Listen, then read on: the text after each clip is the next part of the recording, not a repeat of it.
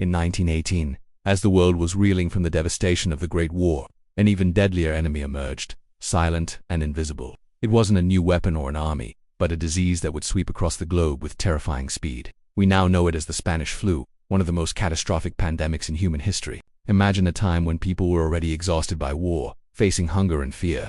Suddenly this new illness appeared, infecting nearly a third of the world's population. It wasn't just the sheer number of people getting sick that was frightening. It was how quickly it could kill. Seemingly healthy young men and women would fall ill and, within days, be gone. This plague was caused by an H1N1 influenza virus, a fact we understand today. But back then, the world of viruses was a dark mystery. There were no antiviral drugs, no vaccines, and hospitals were nothing like the advanced medical centers we have now.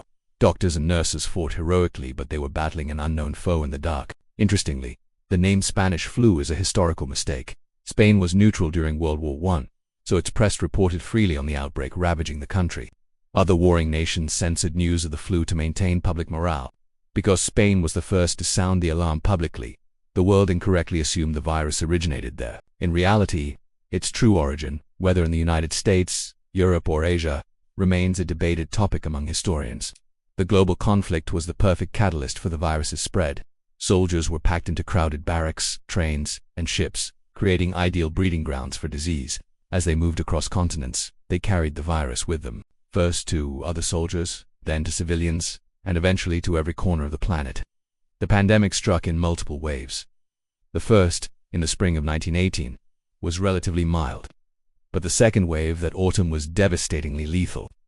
Patients suffered from high fevers, crippling body aches, and severe pneumonia. Their lungs would fill with fluid, causing them to turn blue from lack of oxygen. Hospitals were completely overwhelmed. Schools, theaters, and churches were converted into makeshift wards. Public gatherings were banned, and people were urged to wear masks and stay home, scenes eerily familiar to us today. The loss was immense. Families were shattered, with many homes losing multiple members. Children became orphans overnight. The scale of death was so vast that in some cities there weren't enough coffins, and mass graves had to be dug. Fear and misinformation spread almost as fast as the virus itself, as desperate people tried anything to protect themselves.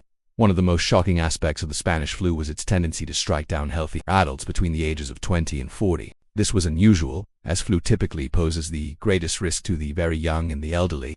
Scientists now believe that the strong immune systems of these young adults may have overreacted to the virus, a phenomenon known as a cytokine storm, which ultimately destroyed their own body.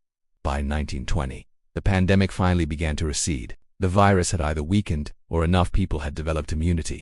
Life slowly crept back towards a semblance of normality, but the scars remained. The Spanish flu is estimated to have killed at least 50 million people worldwide, more than all the soldiers who died in World War I. For decades, the memory of this global tragedy was largely overshadowed by the war, but its lessons are more relevant than ever. It highlighted the critical importance of public health, global cooperation, and transparent communication during a crisis. It forced governments to rethink and improve their healthcare systems. Looking back at the Spanish flu is not about creating fear. It's about understanding our shared history and recognizing the resilience of the human spirit. It's a somber reminder that in the face of a common enemy, whether a century ago or today, our greatest strength lies in working together. By remembering the past, we honor the millions of lives lost and arm ourselves with the knowledge to protect our future. Thanks for watching. If you found this story insightful, please like this video and subscribe for more dives into history.